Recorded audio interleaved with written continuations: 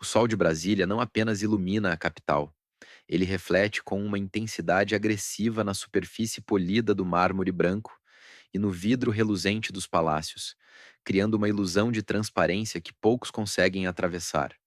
O mármore, frio ao toque, parece absorver os segredos de gerações de homens que passaram por ali carregando o destino de milhões em suas pastas de couro.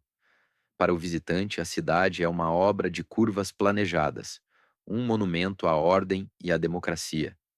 No entanto, para quem caminha por aqueles corredores há décadas, essa beleza é apenas uma casca gélida. Por trás daquelas paredes monumentais, o ar é denso, carregado de uma eletricidade que não provém das tempestades de verão, mas das conspirações silenciosas que amadurecem no vácuo entre o que é dito e o que é realmente pretendido.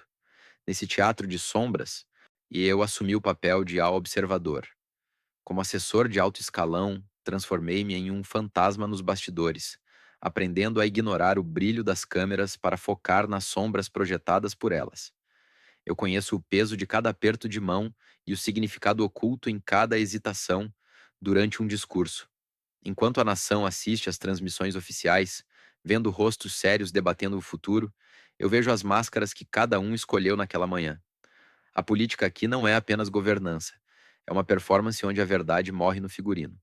Tornei-me um colecionador de segredos. Alguém que entende que o verdadeiro poder não é gritado, mas sussurrado nos cantos escuros, onde a luz do sol de Brasília não consegue tocar. Na tribuna do plenário, o espetáculo é coreografado. Políticos erguem a voz com fervor, invocando ideologias para justificar suas posições. Ocupam os telejornais com frases de efeito, prometendo soluções para crises que eles mesmos ajudaram a cultivar. Para o público, parece uma luta épica entre o bem e o mal. Mas, para mim, o som das palavras é apenas ruído. O que importa é o vácuo. A motivação pública e a defesa do bem comum são as moedas de troca mais baratas que circulam livremente por aqui. Atualmente, uma votação decisiva se aproxima, um evento que promete alterar os rumos da economia e da estrutura social. Nos corredores do Congresso, o clima é de um falso consenso democrático, uma paz armada que precede a tempestade. Dizem que o diálogo avança e que o país sairá vitorioso. No entanto, o campo de batalha real não está nas audiências públicas. Ele reside em jantares nas mansões do Lago Sul, isso onde o cardápio é a influência, e em reuniões de porta fechada, onde a sobrevivência política vale mais do que qualquer projeto de lei. É um jogo de sobrevivência pura e brutal. Foi nessa calmaria artificial que percebi a primeira fenda na narrativa oficial. Enquanto colegas celebravam a harmonia, notei os movimentos de o arquiteto. Ele é o líder das sombras, um antigo aliado, cujo olhar agora carregava uma frieza estratégica. Ele não estava apenas negociando votos. Ele posicionava peças para um checkmate invisível. O discurso sobre estabilidade era uma cortina de fumaça. A tensão que começava a vazar não era um acidente, mas uma crise fabricada nos mínimos detalhes, escondida nas entrelinhas de conversas que pareciam banais aos ouvidos destreinados. O momento em que a máscara escorregou aconteceu de forma sutil. Eu estava no elevador privativo quando o arquiteto entrou. Por um instante, o mundo exterior desapareceu. Antes de continuarmos, inscreva-se no canal e conte para nós nos comentários de onde você está assistindo. As portas se fecharam e o isolamento nos separou do caos dos manifestantes e dos assessores. Ele não me olhou diretamente, mas seu reflexo no espelho entregava uma satisfação cruel. Ele se inclinou e sussurrou uma frase que fez meu sangue gelar, contradizendo tudo o que dissera minutos antes. O caos é o único solo onde o novo comando cria raízes. As portas se abriram e ele saiu com elegância. Naquele momento, eu soube que a tensão era muito mais perigosa do que o Brasil imaginava. A frase sussurrada pelo arquiteto naquele elevador privativo permaneceu vibrando em meus ouvidos, e como o zumbido persistente de uma colmeia prestes a enxamear. O trajeto até o Salão Verde pareceu uma eternidade, e cada rosto que eu cruzava, fossem seguranças, jornalistas ou parlamentares, parecia agora envolto em uma camada de falsidade que eu nunca notara com tamanha clareza. Quando a noite finalmente desceu sobre o eixo monumental, o cenário mudou drasticamente. Saímos da frieza geométrica dos palácios para a penumbra sofisticada das mansões do Lago Sul, onde o poder se despe de sua roupagem oficial para revelar sua face mais crua. Ali, Entre o brilho de cristais e o aroma de charutos caros, a democracia é tratada apenas como um detalhe técnico, enquanto a verdadeira moeda de troca circula com a fluidez de um vinho premiado em taças de ouro. Cada movimento era calculado para não atrair a atenção de curiosos. Isso enquanto o destino das leis era selado entre um brinde e outro. Nesses jantares, observei como a engrenagem das negociações opera longe dos olhos do público e das lentes das câmeras. Não se discute o mérito das leis ou o impacto social das reformas. O que se negocia entre um prato sofisticado e outro é a pura sobrevivência política. Apoios fundamentais são comprados com cargos em estatais que controlam bilhões, favores judiciais estratégicos e emendas parlamentares que garantem a perpetuação de feudos eleitorais, via apertos de mão que valiam mais do que qualquer constituição escrita. O arquiteto movia-se com a precisão de um predador, distribuindo sorrisos que eram, na verdade, comandos silenciosos. Ele cultivava a lealdade através de uma mistura de medo e ganância, ou transformando antigos aliados em cúmplices de um esquema que já não permitia retorno ou arrependimento. As paredes daquelas mansões pareciam testemunhas silenciosas de uma traição coletiva contra o futuro do país, uma dança macabra onde os passos eram ensaiados sob a luz da lua. Entretanto, a tensão que eu sentia no ar não vinha apenas dessa corrupção, mas das fendas profundas que surgiam no próprio grupo de elite. Conflitos internos agora transbordavam em sussurros venenosos. Vi aliados de longa data evitarem o olhar enquanto arquitetavam, em conversas paralelas nos jardins, a queda de quem estava sentado ao seu lado na mesa de jantar. A traição tornou-se a nova etiqueta. Foi nesse cenário que o Vingador reapareceu. Ele era um personagem que o sistema havia mastigado e cuspido, um homem que outrora ocupara cargos de confiança, mas que fora descartado sumariamente quando sua presença tornou-se um risco. Encontrei-o em um corredor escuro, longe do brilho dos lustres, com os olhos injetados de uma fúria fria. Ele me abordou com um dossiê, afirmando que possuía as chaves para abrir as portas que o arquiteto tentava manter trancadas, ameaçando expor toda a podridão por trás daquela falsa estabilidade que vendíamos na mídia oficial. Seus dedos tremiam ao segurar o dispositivo, revelando o pavor de quem sabe que está lidando com forças que não perdoam a deserção. O desenvolvimento dessa trama pesava sobre meus ombros de uma forma que eu não previa. Como observador, eu acreditava que minha distância técnica me protegia, mas ver a estabilidade de uma nação ser jogada como fichas começou a corroer minha alma. E o custo humano dessas decisões, os hospitais sem verba e as escolas abandonadas, era o subproduto direto daquela moeda de troca moralmente questionável.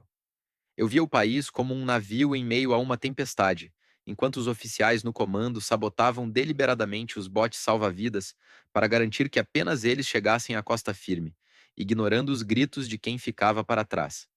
A atmosfera em Brasília tornou-se insuportável, carregada de um silêncio hostil que precedia a ruína. Os telefones pararam de tocar para muitos que eram o centro das atenções. O isolamento político agia como uma sentença de morte social. As salas de espera ficavam vazias e os convites para jantares secretos cessavam subitamente. Era o sinal claro de que o sistema realizava uma limpeza.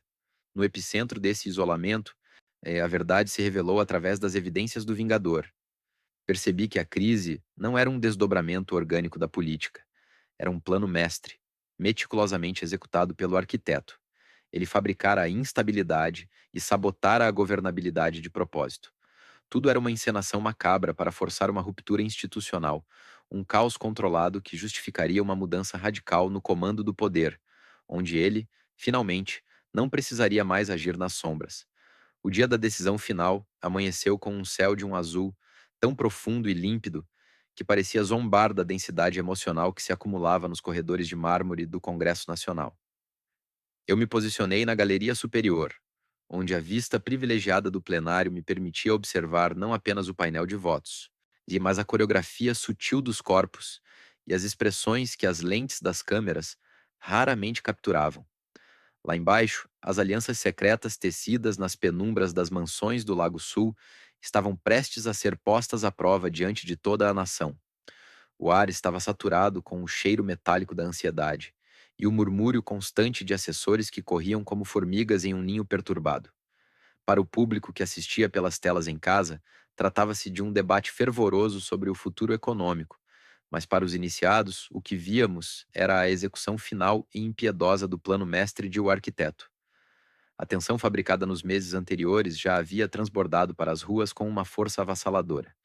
Do alto da cúpula, era possível ouvir o clamor abafado e rítmico das multidões que cercavam o gramado central, e cujos gritos de ordem ecoavam contra os vidros blindados.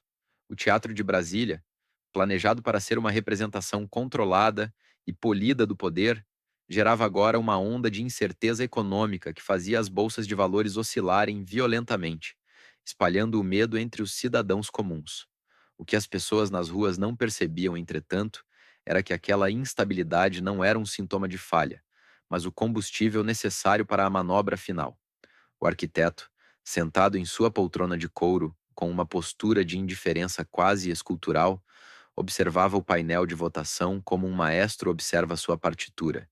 Ele sabia que o pânico externo era sua ferramenta mais eficaz para dobrar os últimos resistentes e forçar uma obediência cega. Foi então que a reviravolta aconteceu, e deixando até mesmo os jornalistas mais veteranos e cínicos em um estado de choque absoluto. Em um movimento que desafiava toda a lógica ideológica apresentada exaustivamente nos meses anteriores, o arquiteto levantou-se e caminhou calmamente até seu maior rival público. O aperto de mão foi rápido, mas o impacto foi sísmico. Inimigos mortais tornaram-se aliados de conveniência em uma fração de segundo, unindo-se em um pacto de sobrevivência mútua. Eles entenderam que a exposição pretendida por o Vingador destruiria a ambos de forma irremediável. Para salvar o sistema e suas próprias peles, precisavam de uma oferenda de paz, um sacrifício ritualístico que satisfizesse a sede de justiça da opinião pública e encerrasse a crise que eles mesmos criaram. O escolhido para o sacrifício foi o bode expiatório. E viu o homem empalidecer e suas mãos tremerem visivelmente quando seu nome foi subitamente citado na tribuna como único responsável pelas irregularidades e esquemas que o Vingador tentara denunciar. Em um discurso orquestrado com precisão cirúrgica, as evidências foram distorcidas para que toda a culpa recaísse sobre aquele aliado de baixo escalão, que agora era descartado com a mesma frieza com que se descarta uma peça quebrada em um tabuleiro. O Vingador, assistindo a tudo das sombras de uma antessala técnica, percebeu tarde demais que sua vingança havia sido sequestrada e transformada em uma ferramenta de consolidação do poder. Suas provas foram usadas não para derrubar o comando, mas para fortalecê-lo através de uma limpeza puramente estética. Quando a votação terminou e a calmaria artificial começou a retornar à capital, observei as luzes do Congresso se apagarem uma a uma. O arquiteto saiu pelo elevador privativo com uma serenidade que beirava o místico. Ele havia ganhado o comando absoluto, mas ao olhar para o vazio opaco em seus olhos, perguntei-me se ele ainda se lembrava do que era ter uma alma. Muitos ali haviam garantido seus cargos, mas haviam perdido o direito de caminhar sem o peso da desconfiança eterna. O destino final dos envolvidos era profundamente irônico. Quem ganhou o poder absoluto perdeu a própria humanidade, enquanto o bode expiatório, na sua ruína pública, talvez encontrasse uma paz que o topo da pirâmide jamais permitiria. Brasília agora dormia sob um silêncio pesado e opressor, mas eu sabia que era apenas um intervalo breve antes da próxima tempestade ser deliberadamente fabricada. A política não é feita do que ouvimos nos palanques, mas do que é decidido no vácuo terrível entre uma palavra e outra. Afinal, o silêncio na política é, muitas vezes, o maior e mais perigoso sinal de que algo terrível está para acontecer.